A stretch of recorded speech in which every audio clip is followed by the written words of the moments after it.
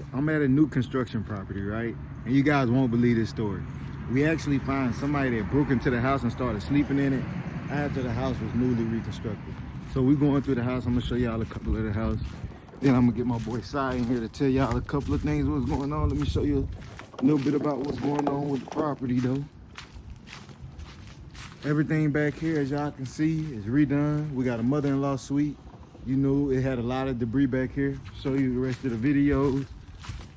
The ironic part is, man, all of this stuff had grass and everything in it, right? Now, as you can see, it's cleared out, remodeled. If y'all remember, it was a hole in the floor right here. In this exact spot, we had a hole in the floor. Now all of this flooring is redone.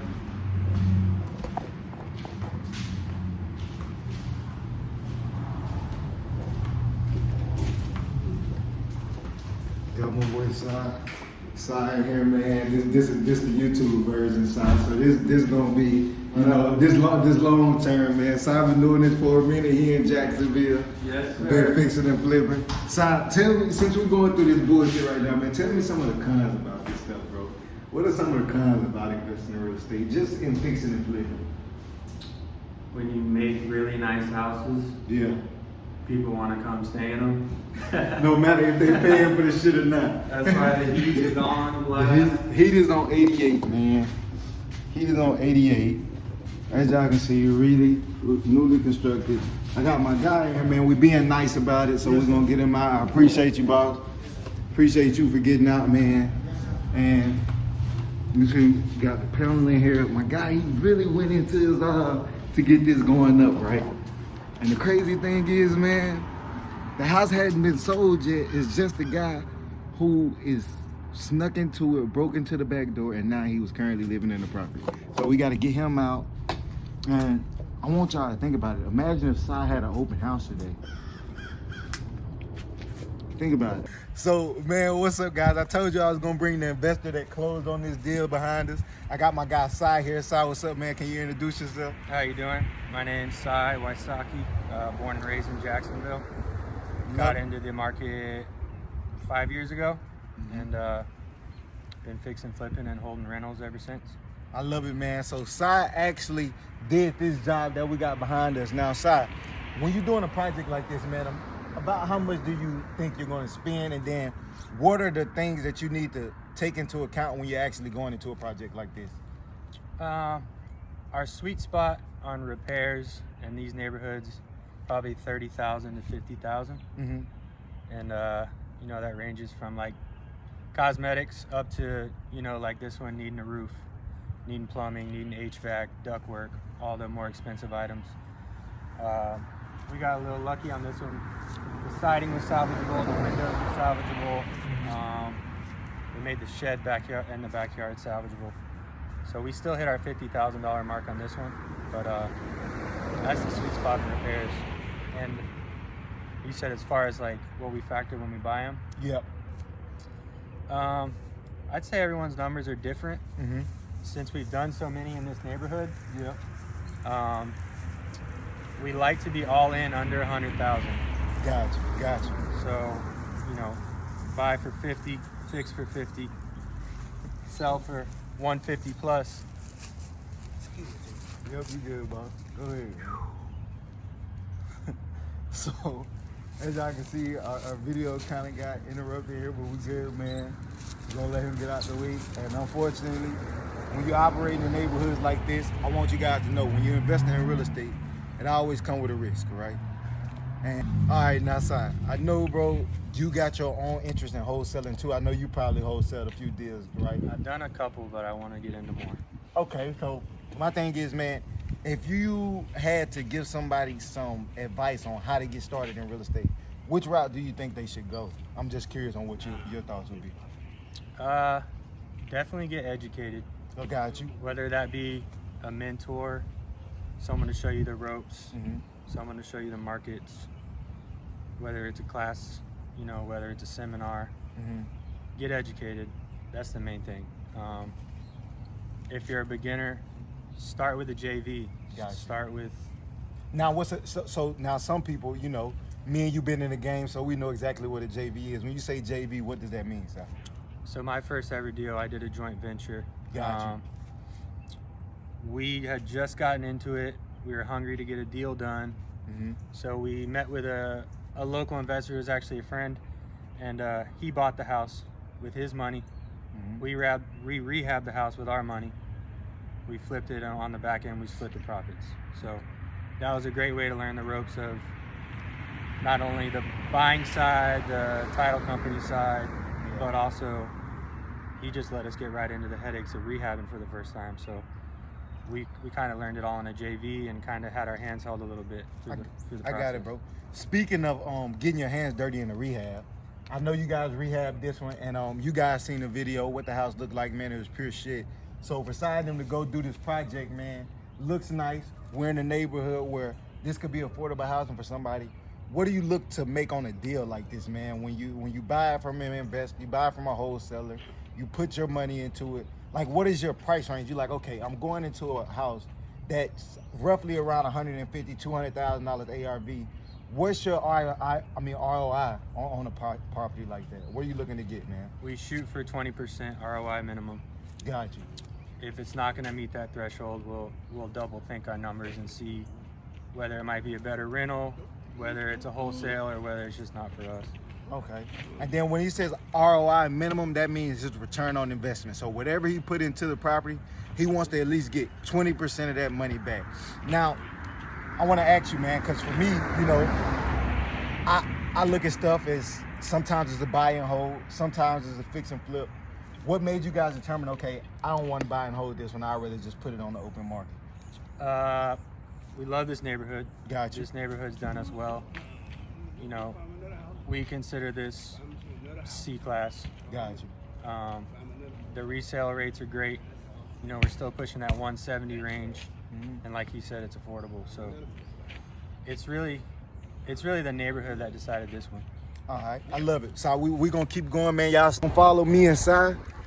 We're gonna actually show y'all some of the details of what he did. Y'all know, y'all seen the videos. I mean, we had holes in the floor the first time, and now me and Sai gonna actually walk through this property and show you guys what's going on. Give them the insight on something like the flooring. So how much would the flooring cost, man? If I wanted to repair flooring in a house that's about under 1,000 square feet, over 700 square feet, what do you think I'll look at? I'd say on average you're gonna spend $3,000 on flooring, and you got to make sure the bones are good underneath it. You know, okay. You got to redo the subfloor. That can be a little bit more pricey. And when you say the bones, man, what do you mean by the bones underneath? A lot of these off-grade houses, you know, you deal with termite damage, water damage. Gotcha. Sometimes you got to replace floor joists. Sometimes you got to replace subfloor. Just make sure it's all sturdy. Make sure it's all good for your end buyer, and most importantly, make sure it's good for inspection.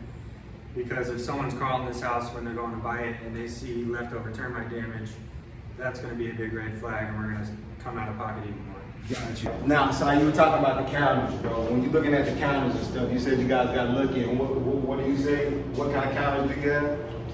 Over time, we've gotten lucky, and well, not lucky, but over time we weeded out the bad and stuck with the good. And granite, we found a good granite supplier local to Jacksonville. He's got a quick turnover. He's affordable. And I have given them every single job since I've started, so we have a good relationship. $30 a square foot for granite. Okay. A kitchen like this, $900 to $1,200. Okay.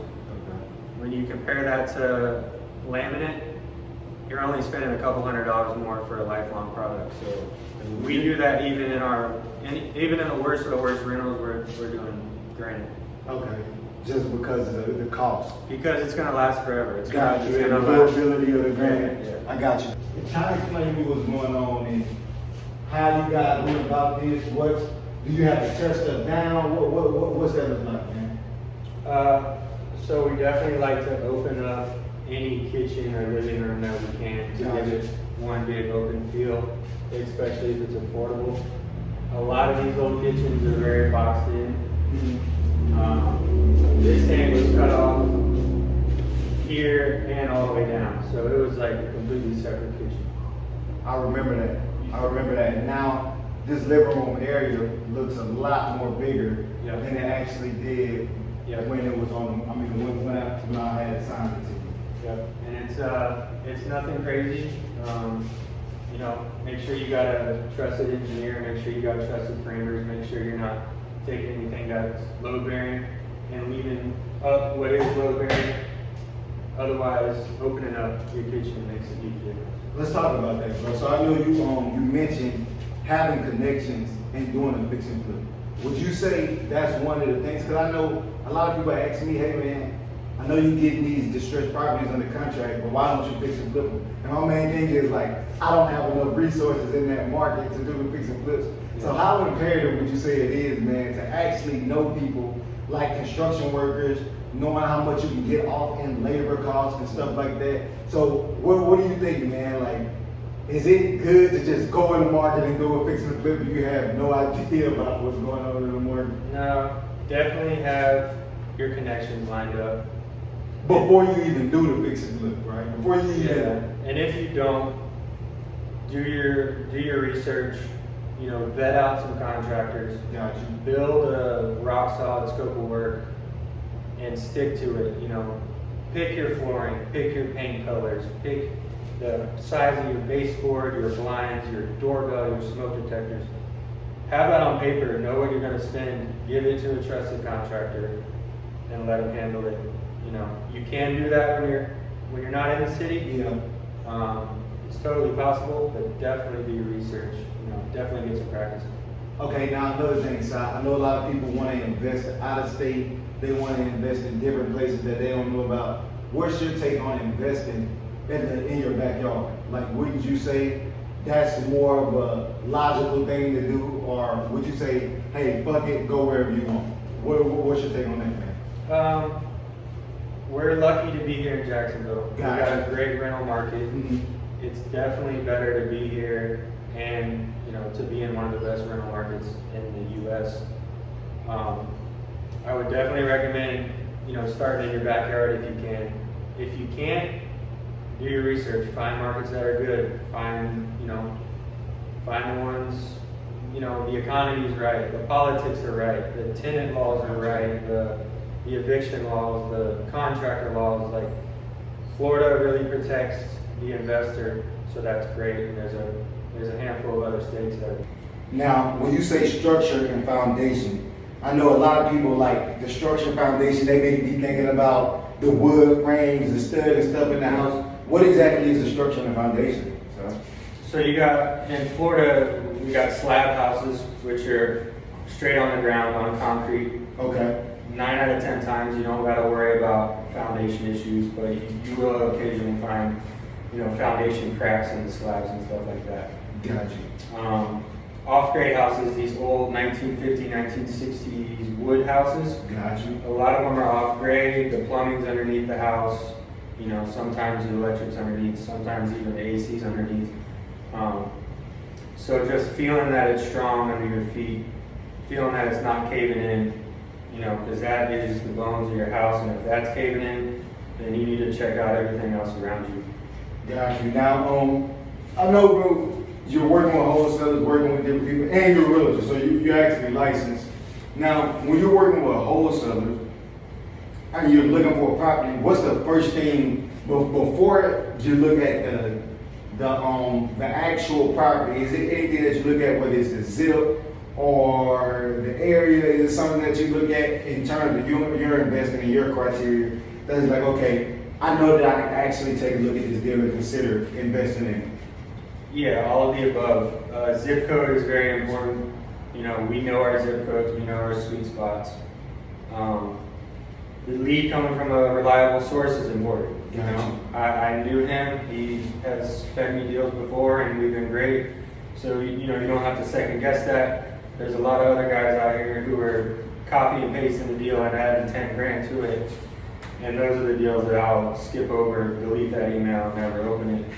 Hey, I mean, you got. I actually want you to hear that part of it because Si hit on. Let me see this mic real quick. Si hit on something real important.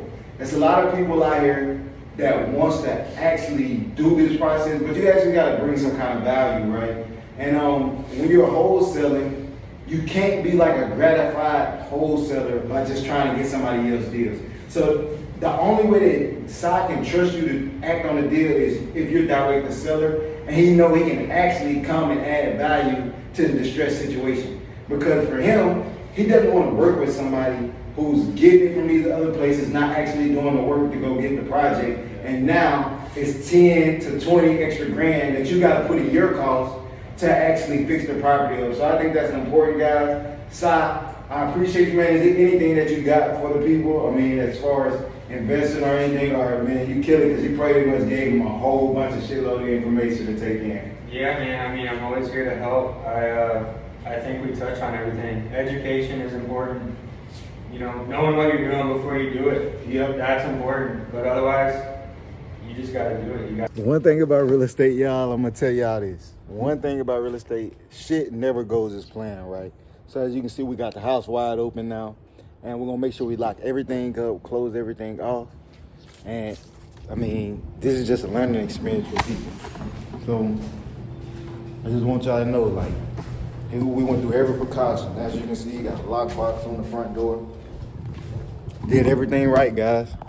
But one thing about real estate, you can't, I mean, it's just the unknown, right?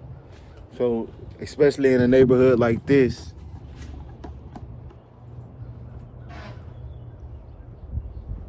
in these type of neighborhoods, I mean, it's not lower class, it's not middle class, maybe lower middle class, right? Something that's really affordable.